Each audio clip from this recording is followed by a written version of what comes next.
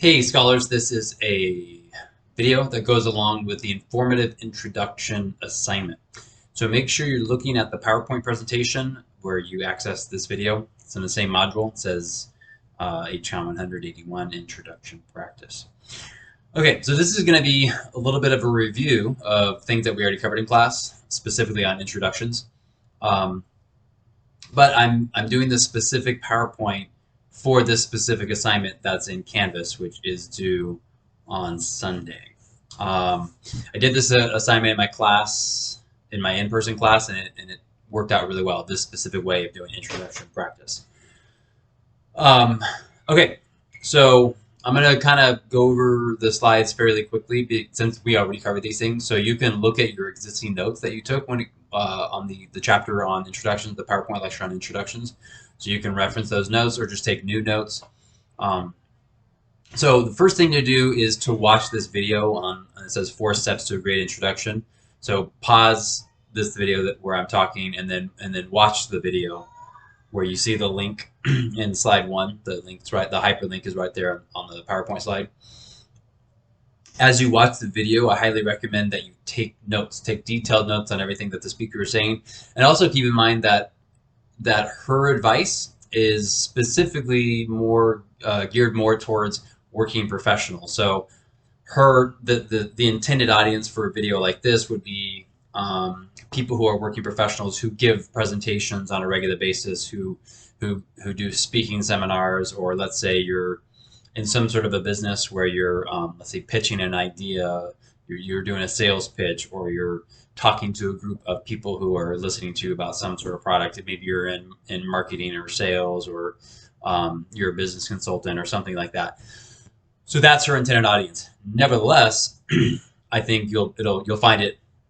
I'm hopeful that you'll find it extremely beneficial to hear what she has to say, because what she has to say about her introductions is really similar to what is very much in alignment and very similar to what the textbook says about it, and then of course what I talked about it and what I talked about with regards to introductions. Okay, so pause this one, watch that one, take notes, and then pick back up here.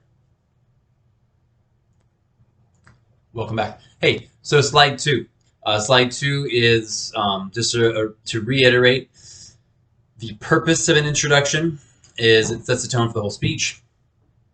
It's the most important part of the speech. As you know, your final speeches are going to be due the 21st. So you still have time to be developing the outline and rehearsing. But one of the things I really want to focus on is the introduction practice. So to remind you, the introduction has a few purposes: to gain the audience's attention, to establish your credibility, motivate your audience, and preview the topic, purpose, and points. One thing I've talked about before is, when you have an audience, when you have a captive audience, whether it's online, whether it's your professor grading you, or you're doing a job interview. A very common way of doing job interviews nowadays, even pre-pandemic, pre-COVID, is through webcams. So I've had a lot of students tell me over the years, students who are juniors and seniors who are graduating, who are looking into internships and who are looking into jobs and all that kind of stuff. They told me how they prepared for job interviews where they go in a room and then there's like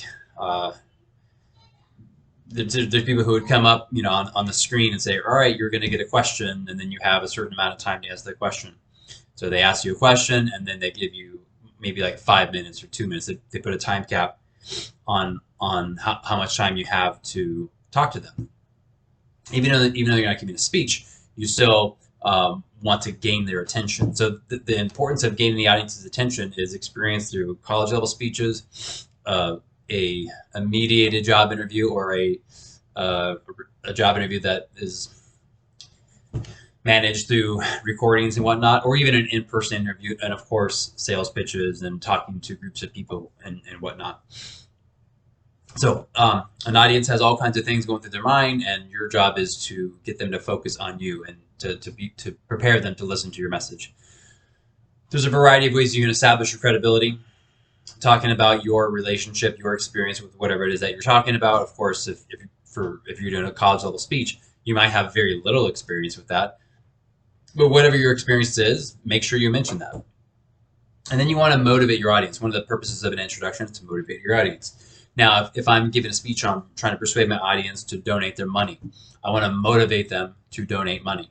If I'm trying to persuade the audience to switch their insurance providers or whatever the case may be, right? Whatever your purpose is, I'm trying to motivate them to do that one thing, to get them to prime their brains. And in the case of your assignment, your informative speech, your goal is to motivate your audience to listen, because your job is to educate, to enlighten, to inform. You're not trying to persuade. You're not trying to change our attitudes or beliefs, values, anything like that.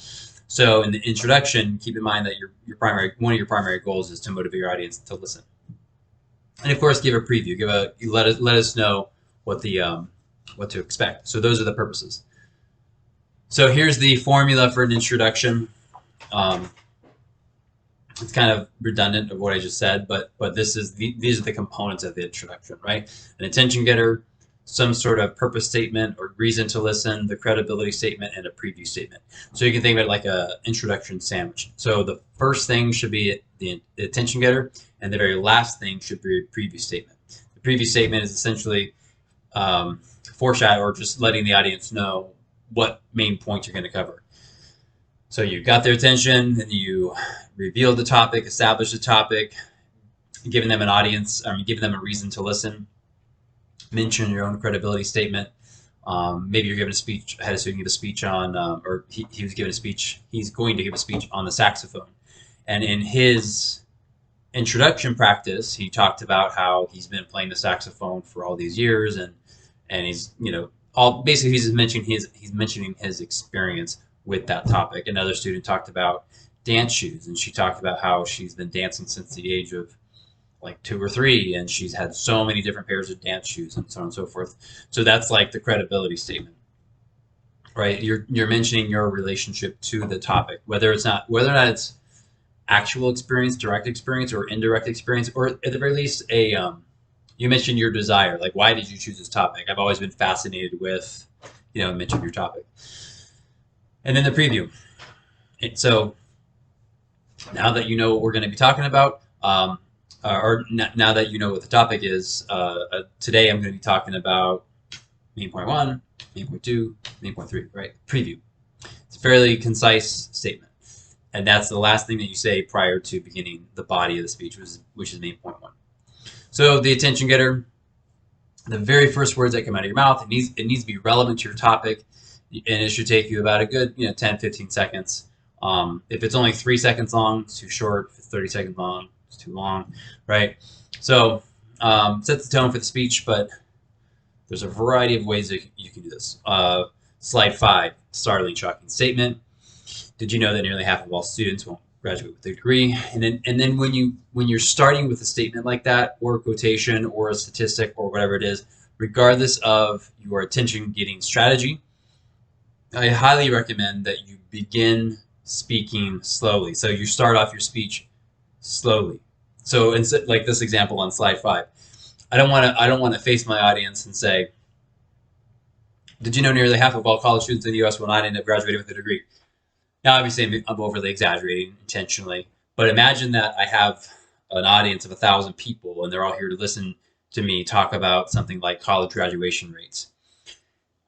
Before I begin speaking, I want to make sure that they're listening to me. Before I get their attention, I want to make sure that they hear my voice. So I would be intentionally slow. I'd grab the microphone, and if I had a crowd of 1,000, the first words out of my mouth might be good morning, right? If I had 1,000 people versus 25 people, it's a little bit different dynamic. But you don't want the first words that come in your mouth to say like, hey, so I'm Jonathan, and so my topic today is going to be on college student graduation rates, yada yada yada. As the speaker mentioned in that video, she said, don't begin with your name and who you are and what you're going to be talking about. Just get to the point, get to the brass tacks. So I might say good morning, and then say, did you know nearly half of all college students in the U.S. will not end up graduating with a degree? So you want to be strategically slowing down your pace, considering the fact that, hey, your audience is just now starting to listen to you.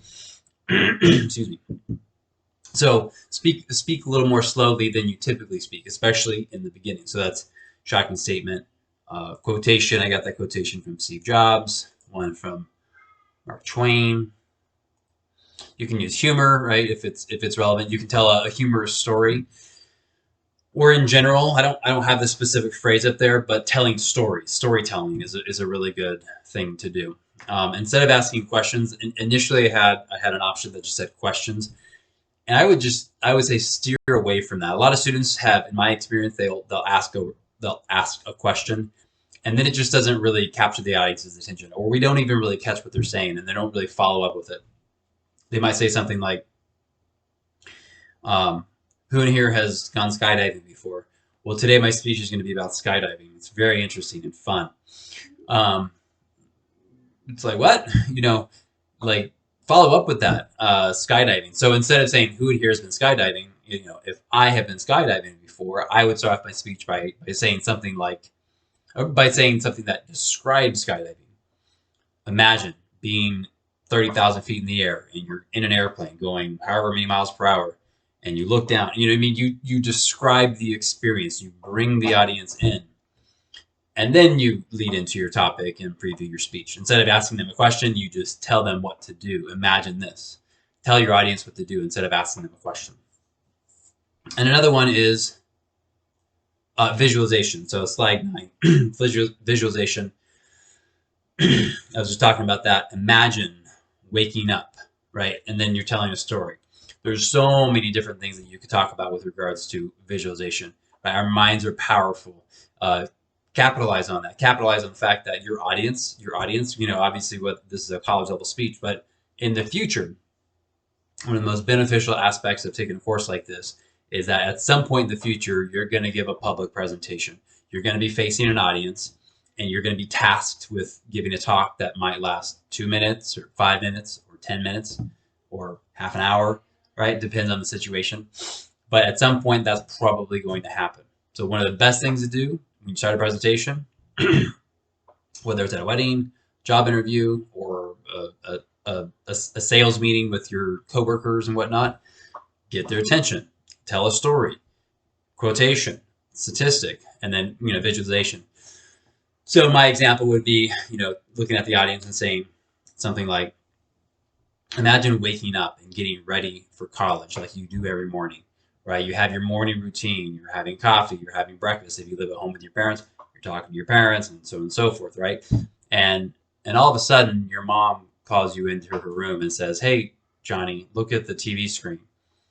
And I look at the TV screen and I look at my mom, and we're beyond flabbergasted. We can't really quite comprehend what we're seeing, because what we're seeing is airplanes that are crashing into the buildings, the Twin Tower buildings in New York City. That was my experience of how I first discovered the Twin Tower, 9/11 bombing and whatnot. So that was my own personal experience. And so that whole day was just my head was spinning. I was listening to the radio and news and so on and so forth. But if I were given a speech on that topic and I had that personal relationship to it, that personal connection to it, that might be a way to draw the audience in. Imagine waking up and talking about something that's familiar, having coffee.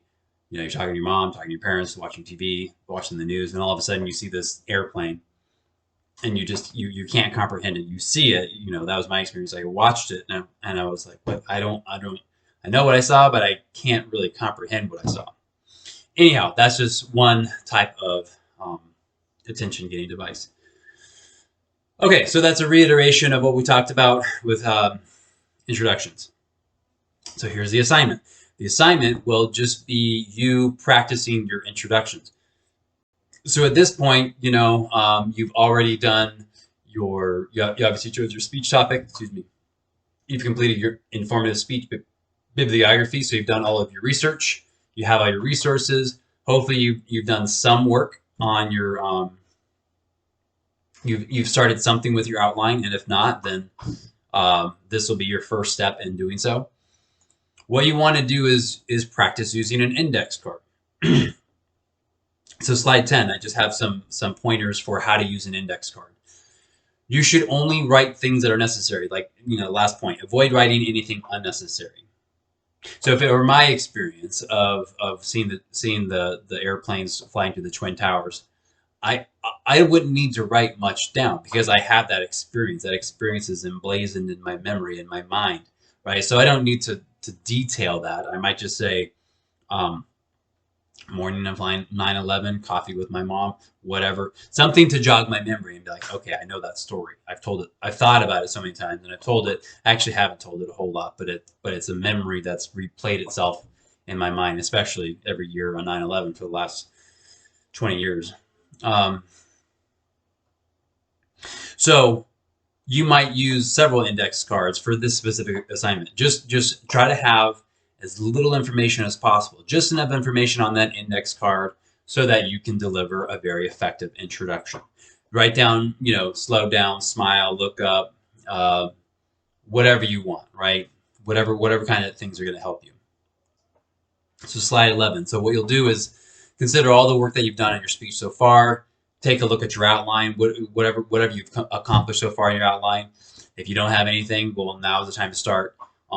Consider any of the work that you've done so far for your introduction, and then you're using the index card to write down some key points, notes that'll guide you as you deliver your introduction. So what you're going to do is take the index card in your hand, and you're gonna write an introduction. You don't need to write it word for word, right? So this is an oral exercise. Think of this as it's almost like sort of like acting, but it's sort of improvising as well. But try to have as little information as possible on that index card. Maybe you already have your outline completely finished. That's fine. Maybe you already have your introduction completely written out in outline format. You have your introduction in outline format within your outline. That's fine. For this assignment, what I want you to focus on is using that index card to practice your introduction, speaking to the camera. One of the most important things is to maintain that eye behavior. Make sure you're looking directly at the camera lens. And if it appears that you're reading, then that's an easy way to get a really bad grade on this assignment. If I see that you're really trying and you're making an effort, you're engaging with the camera lens, and you're not reading word for word, then this is an easy assignment. It's only worth 30 points. It's not like the speech itself is worth 150. But this can be really, really good practice. So bottom line, you should speak at least 30 seconds, up to 1 minute. Try to deliver your introduction with confidence, competence, and positive energy. So for this particular assignment, I won't require that you're standing because it's just an introduction practice. So I recommend that you stand and whatnot, but I know that for some of you, it's a bit cumbersome to set up your whole computer such that you're able to engage directly with the camera lens, because that can be a little bit of a challenge. So if you don't want to do that, that's fine. I'm not requiring it for this particular assignment. So yeah, what you'll do is you'll deliver your introduction to the camera lens and then submit the assignment. So that's all you're submitting. You're not submitting anything written. There's no written documents. It's just a video of you practicing your introduction.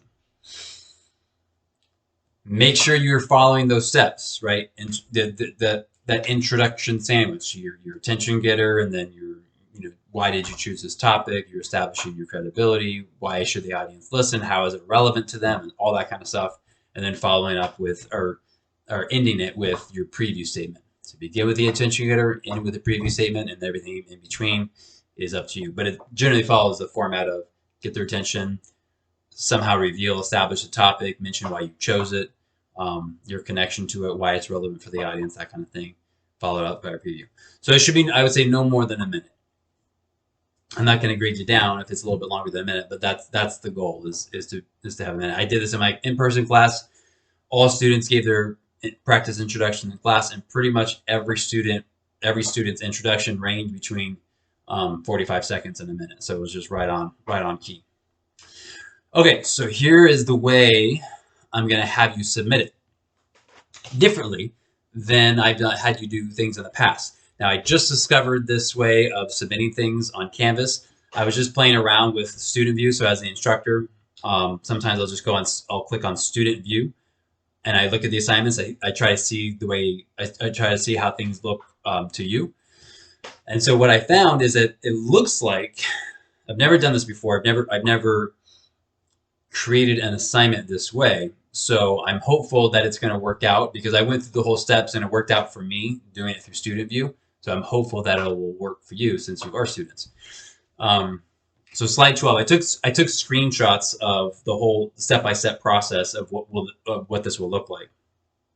So when you click on the assignment, it says informative introduction, and then there's a button that says start assignment, begin assignment, or something like that. When you click that button, then you're taken to this screen, slide 12, where it says, it has the informative introduction, when it's due, submitting a text entry box, media recording or file upload, yada, yada, yada. And so then the thing down below says, you have all these tabs: file upload, text entry, media, studio, Dropbox, blah, blah, blah.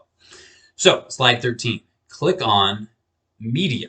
So when you click on media, it says use the link below to record your submission, and click save when you're finished and ready to submit.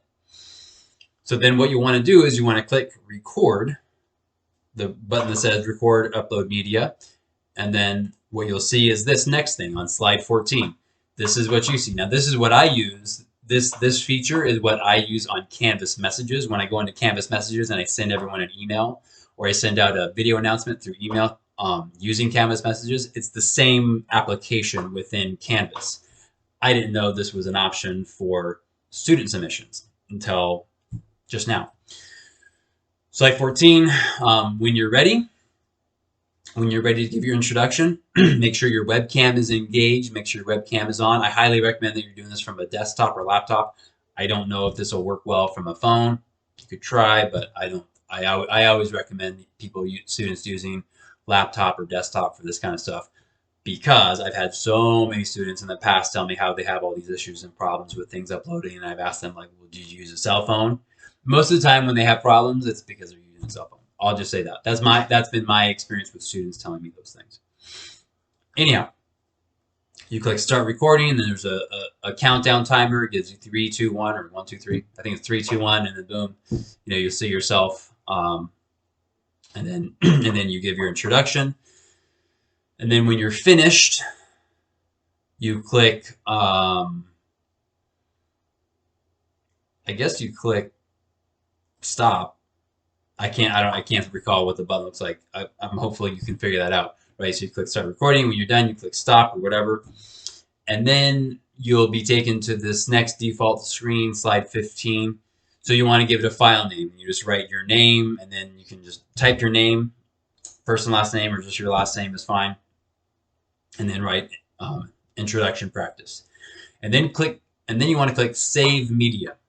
When you click save media, oftentimes the screen just kind of sits there. It almost looks like it's frozen. That's normal. Leave it alone. Don't click it again. Don't click X. Don't do anything. Just leave it alone. I learned this the hard way when I first started using this Canvas message feature. I'd record myself. I click save media, and then like all this time went by. I'm like, what's going on? And I think I either clicked it again or I clicked X, and then I deleted the whole thing. I only did that once. So click save media. Depending on your computer, your internet speed, all that kind of stuff, it might take anywhere from 5 seconds up to maybe a minute or so. And then once it's done saving, it'll look something like this, slide 16. It'll say ready to submit. Click submit assignment button to finish. Now, if you click save and then 10 minutes later nothing's happening, then I'm guessing you didn't do it correctly. So make sure when you click save that you actually see the cursor actually click the button that says save media. I know it sounds real meticulous, but I recommend that as you're clicking save media, make sure you see the cursor. When you hover the cursor over the save media, make sure when you click it that you actually see that it like kind of clicks. I think most of you can figure this out. And then when you get to that slide 16, right, when you get to that box that says ready to submit, click submit assignment, then you click submit assignment, and you're all good. Obviously, you can write some comments in there. So I might be preaching to the choir. This might be a feature that you've used so many times before, but it might be a feature that you've never used, and that's why I'm giving you step-by-step detailed instructions on what this looks like and how to do it. On a side note, this might be a way that I don't know if there's a time cap, because I'm doing this and I'm thinking like, what if you can do your speeches, the next couple speeches this way? I don't know. As for now, I would say stick to. I'm just gonna continue to say, for your informative speech and your special occasion speech, do the whole YouTube thing, record to YouTube, and then submit the link. Because with this, there might be a time cap, and I don't know, since I haven't used this particular feature within Canvas with my students before. For now, I would just say we'll try this assignment out and see how it works. I'm open to feedback. If you want to give me some feedback, send me an email, set up a Zoom call. If you think like, wow, this is so much easier, and I think you should use this for speeches, then talk to me. I'd love to hear it, because my goal is to do things that are easy and useful and very accessible and user friendly. And this seems to be very accessible and user friendly. Okay. Think that's it. Hope you're all doing well. Talk to you later.